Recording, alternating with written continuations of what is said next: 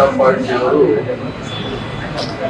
ಒಂದೇ ಮಾತ್ರ ಬಗ್ಗೆ ರಾಜಕೀಯ ಮಾಡತಕ್ಕಂಥದ್ದು ಕೇವಲ ದೇಶದಲ್ಲಿ ಮಾತ್ರ ಒಂದೇ ಮಾತ್ರ ವಿಚಾರದಲ್ಲಿ ರಾಜಕೀಯ ಮಾಡ್ತಾರೆ.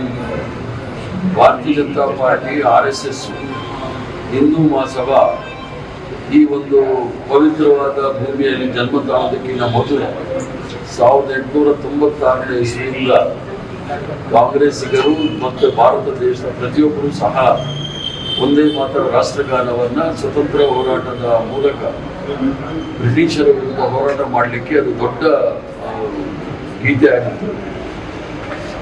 ಅದು ಮೊಟ್ಟ ಮೊದಲನೇ ಬಾರಿಗೆ ನಾನು ಈಗಾಗಲೇ ಹೇಳಿದ್ದೀನಿ, 1875ನೇ ಇಸ್ವಿಯಲ್ಲಿ ಬಂಕಿಮ್ ಚಂದ್ರ ಚಟರ್ಜಿ ಅವರು ಆ ಒಂದು ಒಂದೇ ಮಾತ್ರ ಗೀತೆಯನ್ನು ರಚಿಸಿದಾಗ ಕೇವಲ 2 ಪಂಕ್ತಿ ಇದ್ದಿತ್ತು. 1882ನೇ ಇಸ್ವಿಯಲ್ಲಿ ಆನಂದ್ ಮಠ್ ಅಂತೇಳಿ ಬೆಂಗಾಲಲ್ಲಿ ಅದು ಕೇವಲ ಬೆಂಗಾಲ್ ಪ್ರಾಂತಕ್ಕೆ ಮಾತ್ರ ಸ್ಥಿಮಿತವಾಗಿದ್ದಂಥ ಒಂದು ಅಲ್ಲಿ ಗೀತೆಯನ್ನು ಮಾಡಿದ್ರು. ಅದು ಕಾದಂಬರಿ ರೂಪದಲ್ಲಿ ಮಾಡಿದ್ರೆ ವಿನಃ ಅದು ರಾಷ್ಟ್ರಗೀತೆ ಅಂತ ಮಾಡಲಿಲ್ಲ. ಅದನ್ನ ಕಾಂಗ್ರೆಸ್ ಪಕ್ಷದವರು 1896ನೇ ಇಸ್ವಿಯಿಂದ 2 ಪಂಕ್ತಿ ಮಾಡ್ತಾ ಇದ್ದಿದ್ದು. 1905ನೇ ಇಸ್ವಿಯಲ್ಲಿ ಬ್ರಿಟಿಷರು ಅದಕ್ಕೆ ನಿಷೇಧ ಇರೋ ಸಂದರ್ಭದಲ್ಲಿ ಸುರೇಂದ್ರನಾಥ್ ಬ್ಯಾನರ್ಜಿ ಅಂತ ಹೇಳಿ ಕಾಂಗ್ರೆಸ್ ಪಕ್ಷದ ಅಧ್ಯಕ್ಷ ಇರ್ತಾರೆ. ವೆಸ್ಟ್ ಬೆಂಗಾಲ್ ACC ಆಗೋ ಸಂದರ್ಭದಲ್ಲಿ ಅವ್ರಿಗೆ 6 ತಿಂಗಳು ಜೈಲು ವಾಸ ಆಗುತ್ತೆ. ಅದ್ರ ಜೊತೆಗೆ ಬಿಪಿನ್ ಚಂದ್ರ ಪಾಲ್ ಅಂತಲೂ ಸಹ ಸ್ವತಂತ್ರ ಹೋರಾಟದವ್ರು ಇರ್ತಾರೆ, ಅವ್ರಿಗೂ ಸಹ ಜೈಲಾಗುತ್ತೆ. ಯಾವುದಾದ್ರೂ ಒಂದೇ ಒಂದು ಹೆಸರು ಹಿಂದೂ ಮಹಾಸಭಾದವರಾಗಲಿ RSS ಅವರಾಗಲಿ ಯಾರಾದ್ರೂ ಒಬ್ಬರು ಆ ಒಂದು ಜೈಲಿಗೆ ಹೋಗಿದ್ರ ಅಂತ ಕೇಳಬಹುದು. ಎಲ್ಲರೂ ಸಹ ಬ್ರಿಟಿಷರ ಏಜೆಂಟ್ ಆಗಿ ಸ್ವತಂತ್ರ ಹೋರಾಟದ ವೀರರ ವಿರುದ್ಧ ಇದ್ದಂಥವ್ರು. ಅದೇ ಬೆಂಗಾಲ್ ಪ್ರಾಂತ್ಯದಲ್ಲಿ ಶ್ಯಾಮಾ ಪ್ರಸಾದ್ ಮುಖರ್ಜಿ ಅವರು ಮುಸ್ಲಿಂ ಲೀಗ್ ಜೊತೆ ಮಂತ್ರಿಮಂಡಲದಲ್ಲಿ ಅವರು ಹಣಕಾಸು ಸಚಿವರಾಗಿದ್ದರು. ಆ ಹಣಕಾಸು ಸಚಿವರಾಗಿದ್ದಾಗ ಕ್ವಿಟ್ ಇಂಡಿಯಾ ಮೂವ್ಮೆಂಟ್ ಅಲ್ಲಿ 1942ನೇ ಇಸ್ವಿಯಲ್ಲಿ ಯಾರು ಈ ಭಾರತ ಬಿಟ್ಟು ತೊಲಗಿ ಹೋರಾಟ ಮಾಡ್ತಾರೆ ಅವರ ಮೇಲೆ ತೀವ್ರವಾದ ಕ್ರಮ ತೆಗೆದುಕೊಳ್ಳಿ ಅಂತ ಹೇಳಿ ಬ್ರಿಟಿಷ್ ಸರ್ಕಾರಕ್ಕೆ ಬಂದವರು ನಮ್ಗೆ ಹೇಳ್ಕೊಡ್ತಾ ಇದ್ದಾರೆ. ಆದ್ರಿಂದ ಏನು ಕಾಂಗ್ರೆಸ್ ವರ್ಕಿಂಗ್ ಕಮಿಟಿ ತೀರ್ಮಾನ ಆಗಿದೆ ಅದು 1932ನೇ ಇಸ್ವಿನಲ್ಲಿ ಸುಭಾಷ್ ಚಂದ್ರ ಬೋಸ್ ಅವರು ಪತ್ರ ಬರೀತಾರೆ ನೆಹರು ಅವರಿಗೆ. ಈ ಒಂದು ವಿಚಾರದಲ್ಲಿ ನಮ್ಮ ನಿಲುವೇನು ಅಂತ ಹೇಳಿ, ಈ ನಮ್ಮ ನಿಲುವು ಸರಿ ಇಲ್ಲ, ನಾವು 2 ಪಂಕ್ತಿ ಆಡಬೇಕು ಅಂದಾಗ ಅದನ್ನ ಪಂಡಿತ್ ಜವಾಹರ್ಲಾಲ್ ನೆಹರು ಅವರು ಸ್ವತಂತ್ರ ನಮ್ಮ ಕಾಂಗ್ರೆಸ್ ಕಾರ್ಯಕಾರಿ ಸಮಿತಿಯಲ್ಲಿ ಚರ್ಚೆ ಮಾಡಿ ಅದರ ವಿಚಾರದಲ್ಲಿ ರವೀಂದ್ರನಾಥ್ ಠಾಗೂರ್ ಅವರ ಸಲಹೆಯನ್ನು ಕೇಳ್ತಾರೆ. ರವೀಂದ್ರನಾಥ್ ಠಾಗೂರ್ ಅವರು ಈ ದೇಶದಲ್ಲಿ ಏಕತೆ ಮತ್ತು ಅಖಂಡತೆಯನ್ನು ಉಳಿಸ್ಕೊಳ್ಬೇಕಾದ್ರೆ, ಭಾರತೀಯತೆಯನ್ನು ಉಳಿಸ್ಕೊಳ್ಬೇಕಾದ್ರೆ ನಾವು ಕೇವಲ 2 ಪಂಕ್ತಿಯನ್ನು ಆಡಬೇಕು ಅನ್ನೋ ಮೇಲೆ ವರ್ಕಿಂಗ್ ಕಮಿಟಿಯಲ್ಲಿ ತೆಗೆದು ಅದನ್ನ ಅಧಿಕೃತವಾಗಿ ನಾವು ಆಡ್ತಕ್ಕಂಥ ಒಂದೇ ಮಾತ್ರ 2 ಪಂಕ್ತಿ ಅಂತ ಹೇಳಿದ್ದಾರೆ.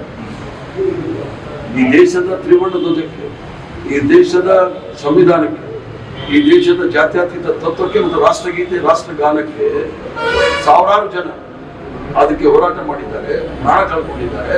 ಭಾರತೀಯ ಜನತಾ ಪಾರ್ಟಿ ಅದನ್ನು ರಾಜಕೀಯ ಮಾಡ್ತಕ್ಕಂಥದ್ದು ಅಂದ್ರೆ ಅವರು ದೇಶದ ಮಾತ್ರ ಒಂದೇ ಮಾತ್ರ ವಿಚಾರದಲ್ಲಿ ರಾಜಕೀಯ ಮಾಡಬಹುದು. ಅದಕ್ಕೆ ನಮ್ಮ ನಿಲುವು ವರ್ಕಿಂಗ್ ಕಮಿಟಿಯ ಏನು ಒಂದು ನಿರ್ಣಯ ಇದೆ ಅದರ ಪೂರ್ಣವಾಗಿ ಸ್ವಾಗತ ಮಾಡ್ತೀವಿ. ನಾವು ಆಡ್ತಕ್ಕಂಥದ್ದು 2 ಪಂಕ್ತಿ ಮಾತ್ರ. ನಮಗೆ ಜೈಲಿಗಾದ್ರೂ ಹಾಕಲಿ, ಫಾಸಿಗಾದ್ರೂ ಹಾಕಲಿ ನಾವು ತಯಾರಿದ್ದೀವಿ. ಭಾರತೀಯ ಜನತಾ ಪಾರ್ಟಿ ತರ ಹೇಳಿಗಳಲ್ಲ, ನಾವು ಬ್ರಿಟಿಷರ ಜೊತೆ ಕೈ ಜೋಡಿಸ್ತಕ್ಕಂಥವ್ರಲ್ಲ ನಾವು. ಇದು ಯಾರಿಗೂ ಸಹ ತುಷ್ಟೀಕರಣದ ವಿಚಾರ ಪ್ರಶ್ನೆನೇ ಇಲ್ಲ. ಇಲ್ಲಿ ಆ ಥರ ಇದ್ರೆ ಅಷ್ಟೊಂದು ದೇಶಭಕ್ತರಾಗಿದ್ರೆ ಇವರು ಶಾಖೆ ಮಾಡ್ತಾರಲ್ಲ, RSS ಅವರು ಚಡ್ಡಿ ಗಿಡ್ಡಿ ಕೋಲು ಗೀಲು ಕರಿಟೋಪಿ ಹಾಕೊಂಡು ಅಲ್ಲಿ ಇವ್ರಿಗೆ ರಾಷ್ಟ್ರಗೀತೆ ರಾಷ್ಟ್ರಗಾನ ಆಡಕ್ಕೆ ಹೇಳಿ, ನಾಳೆ ಇವರೆಲ್ಲ ಕಂಗನಾ ರಾವತ್ ಫಾಲೋಯರ್ಗಳು ಈ ಸಣ್ಣ ಚಡ್ಡಿಗಳೆಲ್ಲ ಸೇರ್ಬೋದು. ಸರ್, ಮತ್ತೊಂದು ವಿದ್ಯಾರ್ಥಿಗಳ ಪರವಾಗಿ ಮತ್ತೆ ಉದ್ಯೋಗದ ವಿಚಾರಕ್ಕೆ ಹೋರಾಟಗಳನ್ನು ರೂಪಿಸಬೇಕು ಅನ್ನೋದು ಕಾಂಗ್ರೆಸ್ ಎಲ್ಲ ಸಿದ್ಧತೆ ಮಾಡ್ಕೊಳ್ತಾ ಇದೆ. ಇಂತಹ ಸಂದರ್ಭದಲ್ಲಿ ಕೇಂದ್ರ ಸಚಿವರು ವಿಶ್ವವಿದ್ಯಾಲಯಗಳಿಗೆ ಹೋಗ್ಬೇಕು, ವಿದ್ಯಾರ್ಥಿಗಳ ಜೊತೆಗೆ ಭೇಟಿ ಕೊಡಬೇಕು, ಅವ್ರ ಜೊತೆ ಇಂಟ್ರಾಕ್ಷನ್ ಮಾಡ್ಬೇಕು ಅನ್ನೋ ಸೂಚನೆಗಳೆಲ್ಲ ಬರ್ತಾ ಇದೆ. ಪಾರ್ಲಿಮೆಂಟ್ಗೆ ಬರೋ ಧೈರ್ಯನೇ ಇಲ್ಲ. ನರಹೇಡಿಗಳು ಪಾರ್ಲಿಮೆಂಟ್ಗೆ ಬರೋಕ್ಕೆ ಧೈರ್ಯ ಇಲ್ಲ. ಅವರಿಗೆ ಪ್ರಧಾನಮಂತ್ರಿ ಆಗಿ ಹೋಮ್ ಮಿನಿಸ್ಟರ್ ಆಗಿ ಬಂದಿಲ್ಲ. ಇವ್ರಿಗೆ ಧೈರ್ಯ ಇದ್ರೆ ಹೋಗ್ಬಿಟ್ಟು ಯಾವ್ದಾದ್ರು ಸ್ಟೂಡೆಂಟ್ ಅಸೋಸಿಯೇಷನ್ ಅಲ್ಲಿ ಹೋಗಿ ಮಾತಾಡಿ. ಇವರು ವಾಟ್ಸಪ್ ಯೂನಿವರ್ಸಿಟಿ, ನಾಗ್ಪುರ್ ಯೂನಿವರ್ಸಿಟಿನ ಅದು ಹೊಟ್ಟೋಯ್ತಾ ಕಾಲ. ಜನ್ ಝಿ ಮತ್ತು ಜನ್ ಆಲ್ಫಾ ಬಂದ್ಬಿಟ್ಟಿದೆ, ಈಗ ಓಡಿಸ್ಕೊಂಡು ಹೋಗ್ತಾರೆ ಇವರು. ಅಲ್ಲ, ಅವ್ರಿಗೆ ಆತಂಕ ಕಾಡ್ತಾ ಇದೆಯಾ ಅಂತ. ಪೂರ್ತಿ ಆತಂಕ ಇರೋದಕ್ಕೆ ಪಾರ್ಲಿಮೆಂಟ್ಗೆ ಬರಲಿಲ್ಲ. ಉತ್ತರ ಕೊಡಬೇಕು. ಆ ಮಕ್ಕಳ ಮೇಲೆ ಯಾರು ಪೆಲೆಟ್ ಗನ್ ಉಪಯೋಗಿಸಕ್ಕೆ ಯಾರು ಆರ್ಡರ್ ಮಾಡಿದ್ರು, ಲಾಠಿ ಚಾರ್ಜ್ ಯಾರು ಮಾಡಿದ್ರು, ಹೆಣ್ಮಕ್ಳ ಮೇಲೆ ದೌರ್ಜನ್ಯ ಯಾರು ಮಾಡಿದ್ರು, ಅದಕ್ಕೆ ಉತ್ತರ ಕೊಡ್ಬೇಕು. ಅಲ್ಲಿವರೆಗೆ ಯಾರು ಸಾಕು ನಮ್ಮ ಮಕ್ಕಳು ಬಿಡೋದಿಲ್ಲ. CWC ನಿರ್ಣಯ ತೆಗೆದುಕೊಳ್ಳೋದು ಬಹಳ ಒಳ್ಳೆಯದು. ಯಾಕಂದ್ರೆ ಇವರು ಹುಟ್ಟಿ ಕಾರ್ಡ್ ವಾಲ್ಮೀಕಿ ರಾಮನ ಹೆಸರಲ್ಲಿ ಹುಂಡಿನಲ್ಲಿ ಬಂದಂತ ಹಣವನ್ನ ದೋಚಿದ್ದಾರೆ ಹುಂಡಿ ಕಳ್ಳರು. ಮತ್ತೆ ಅಲ್ಲಿ ಯಾರು ದಾನ ಕೊಟ್ಟಿದ್ದಂತ ಬೆಳ್ಳಿಯಲ್ಲಿ ರಾಮಚರಿತ್ರ ಅಂತ ಹೇಳಿ ಬರೆದಿರ್ತಕ್ಕಂಥ 5 ಕೋಟಿ ರೂಪಾಯಿ ಬೆಲೆ ಬಾಳ್ತಕ್ಕಂಥ ಇದೇ ಎಲ್ಲೋಗಿದೆ ಅಂತ ಯಾರಿಗೂ ಗೊತ್ತಿಲ್ಲ. ಅಂದ್ರೆ ಇವರೆಲ್ಲರೂ ಸಹ ಹುಂಡಿ ಲೂಟಿ ಮಾಡಿ RSSಗೆ ಬಿಜೆಪಿಗೆ ಮೋದಿಗೆ ಹಣ ಎಲ್ಲೂ ಕೂಡ ಸದನ ನಡೆಯಕ್ಕೆ ಬಿಡ್ತಾ ಇಲ್ಲ. ಸದನ ಇವರು ಸಂವಿಧಾನ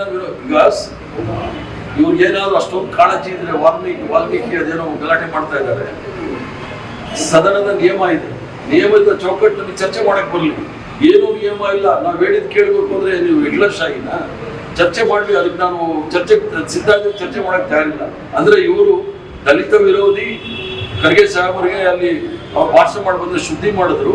ಈಗ ನಾಗೇಂದ್ರ ವಿರುದ್ಧ ವಾಲ್ಮೀಕಿ ಸಮಾಜಕ್ಕೆ ಸೇರಿದವರು ಅದಕ್ಕೆ ವಿರುದ್ಧ ಮಾಡ್ತಾ ಇದ್ರೆ. ಇವ್ರು ಯಾವತ್ತೂ ಸಹ ನರೇಂದ್ರ ಮೋದಿ PM ಕೇರ್ ಭ್ರಷ್ಟಾಚಾರದ ವಿಚಾರ ಮಾತಾಡಿಲ್ಲ, ಆಮೇಲೆ ರಫೇಲ್ ಬಗ್ಗೆ ಮಾತಾಡಕ್ ಬಿಟ್ಟಿಲ್ಲ. ಇವರೆಲ್ಲ ಕಳ್ಳರು ಅನ್ನೋದನ್ನ ಹುಂಡಿ ಕಳ್ಳರು ಅನ್ನೋದನ್ನ ಸಾಬೀತು ಮಾಡ್ತಾರೆ.